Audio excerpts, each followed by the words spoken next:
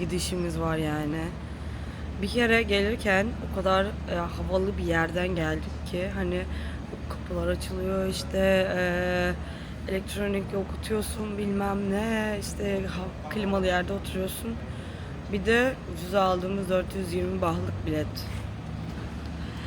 Tırcı abilerle beraber bekliyoruz. Şuradan bineceğiz. Feribot ortada yok. Saat 2'de binmemiz lazım. Hani tırın yüklemesini falan geçtim yani. Ve böyle bir yerde. Düğün sandalyesinde oturuyoruz resmen.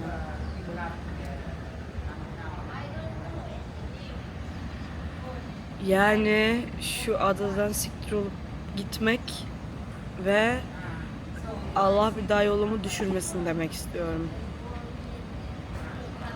Gözümü açamıyorum. Başıma neler neler geldi.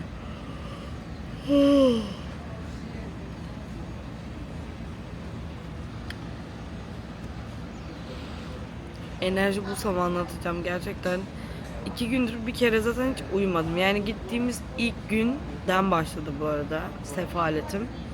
2 gün hiç uyumadım. Dün gece de saat 4.30'da sızdım artık. Bitti yani hani bu kadardı. Saat 4.30'da sızdım. Ve saat 8.30'da yine uyandım. Bir kere zaten kaldığımız ranza bok gibiydi. Yani tamam $2 verdik de kardeşim yani 4 duvarı çevrili olsun diye verdik $2. Yap $4 bari, tamam mı, $4 verelim ama düzgün kalalım. Ve adadan kaçtık yani çünkü şu an herkes akın akın buraya geliyor.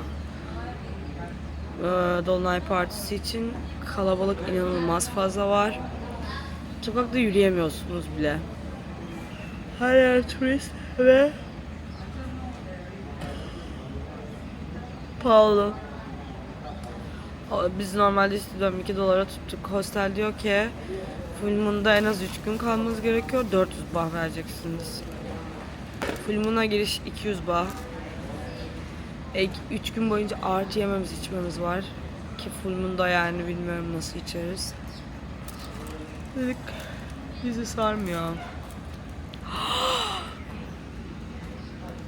What? It's your second one or third one? Second one. I buy myself two, and I eat Okay, my I told two. you. Yours is here. I thought you were eating mine and I was like wow. Bu da Daniel. And you say you love me. Sure. But if it's about sandwich, you want to kill me. Yes, because it's my food. Joy doesn't share food.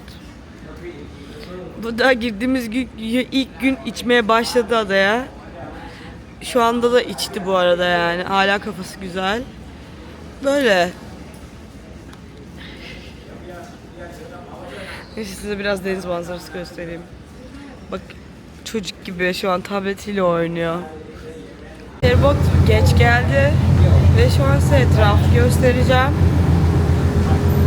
Abi altı üstü Citran'la şunun arasında kapalı galiba şu an kantin. Aynen kapalı bu arada. Demişler galiba. Yani Citran'la şunun arasında $1 bile yok. Sadece 20 bah var. Ve gerçekten iğrenç. Şu yerlere bak. Klimanın tipine bak. Bir de mesela diğer ortak alan öyle bir kokuyordu ki.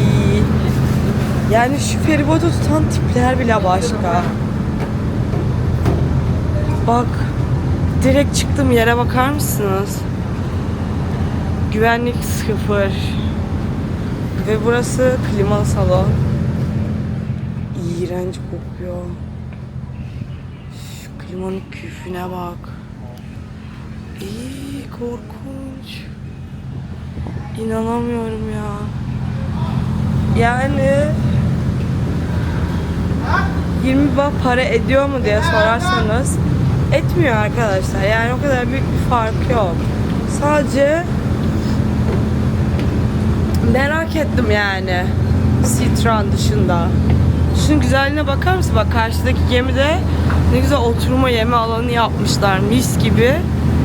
Bir de bizim gemimize bak. Bir kere zaten bok yeşili. Buraya çıkmak yasak bence. Şuna bak. Pislikten.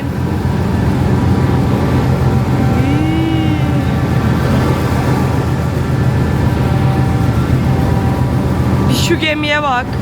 Temizliğine bak, güzelliğine bak. Ne kadar böyle tertipli, nizamlı. Bir de bu gemiye bak. Ama neyse ya.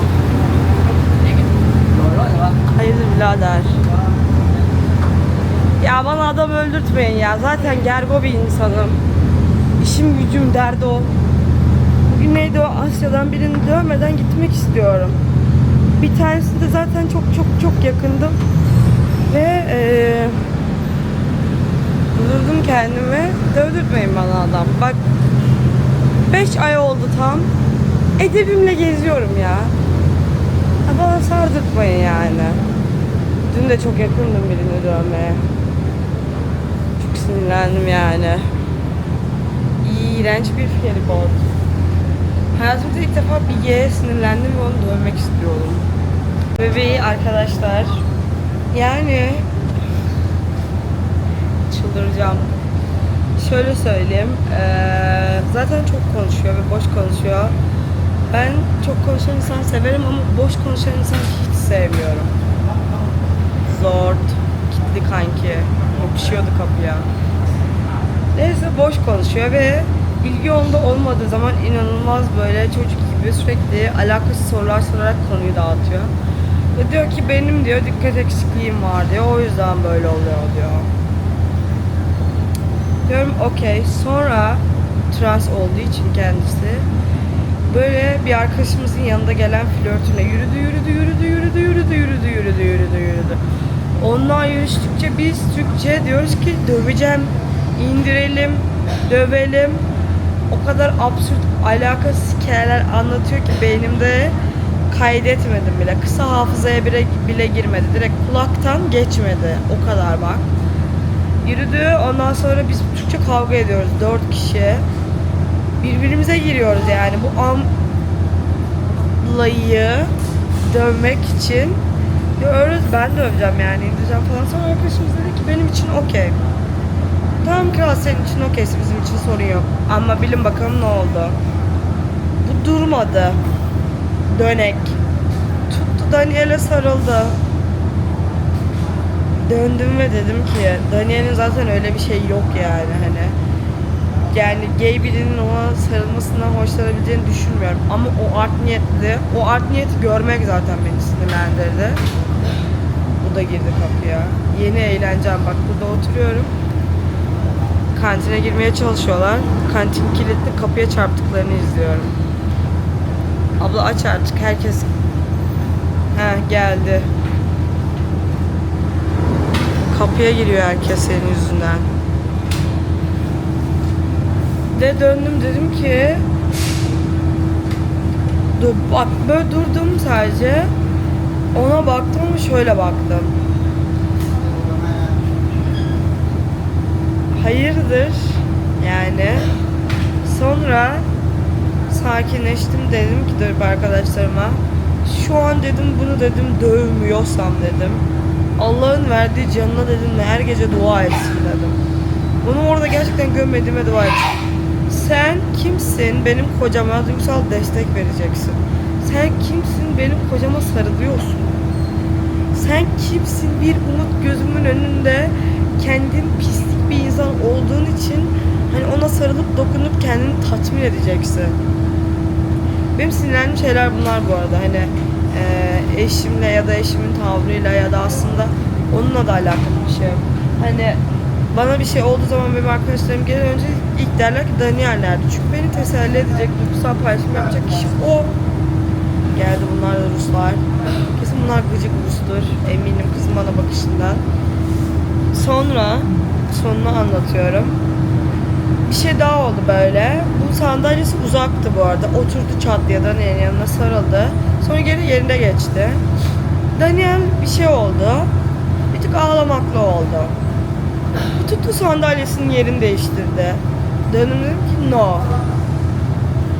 Not ever try. Sakın denemeye kalkışma bile. Ve bunu tabii ki götelek ruhu çekildi. Dedi ki özür dilerim. Ablacığım, senin tatmin etmeye çalıştığın şeyi alırım, kırarım. Yerine kırık haliyle bir başka delikten monte ederim. O monte ettiğim delikten ameliyatla çıkartamadıkları için sana ötenazi yaparlar. No dedim ya, hayırdır. Ve bu tamam, öyle bir korktu ki tamam özür dilerim falan dedi. Sonra vır çene tabi ve tamamen ilgi odağı olma peşinde. Biri bir yere gidiyor, bu gidiyor, biri bir yere. Ben dedim oturmayacağım bu masada. Yani o pislikle oturmak istemiyorum. Ben oturmayacağım bu masada. Gittim havuz kenarında oturuyorum. Sonra zaten masa dağıldı. Çünkü bu öyle iğrenç bir insan ki, karaktersiz bir insan ki ortamın ağzına sıçtı yani. Sonra herkes dağıldı. Bitmiyor hikaye yani. Bu geldi bana. Benimle konuşacak. Ne konuşacağım benimle? Ne konuşacaksın? Böyle yürüdü. Böyle dedim. I know you've been struggling a lot in your life. That's why I'm not hitting you right now. It's not a time you need to speak with me. It's time to you just go away. Aynı böyle söyledim. Dedim ki zor zamanlardan geçtiğini biliyorum. Sırf sadece bunun için şu an suratına yumruk atmadığıma dua etmelisin. Şu an konuşmak için doğru zaman değil. Gitti. Gerçekten de böyle konumana çekilip iyice ruh beyaz oldu. Gitti. Ama ben onu dövmediğim için sinirliyim. Hala alamadım hırsımı yani. Ben onun suratına bir yumruk patlatmak istiyordum. Bütün sadece bu olanlar Kopenhag'da gitmeden son gecem 2 saat önce. Ve 3 günde gerçekten şok yani. Hani neler yaşadık yani. Ve bazen şey görüyorum insanları gözünde. Yaşadıklarımızı anlatmıyorum bu arada. Ama şey görüyorum insanlara. Ben bunları anlattığım zaman onlar oraya onları yaşamak için gidiyor. Ama ya bu öyle bir şey değil yani. Hani ben tutup ne üdüğü belirsiz, çünkü kendini hangi cinsiyetle adlandırdığını bilmediğim birinin dış görünüşüne göre yargılamıyorum, insanlık yapıyorum ve o karaktersizlik yapıp kendi küçük ego tatminleri için gözümün içine baka baka yanlış yapıyor. Kardeşim, sizin doğrularınız, kültürleriniz, ılık götlü Avrupalılar biz Türk insanıyla uymaz. Altaylardan Turna'ya şarkısında bile ne diyor? Yasa masa istemez, Türk'ün töresi var diyor. Bizim yasaya ihtiyacımız yok. Türk'ün töresi var. Gerçekten bu arada böyle yani. Hani bizim töremiz var.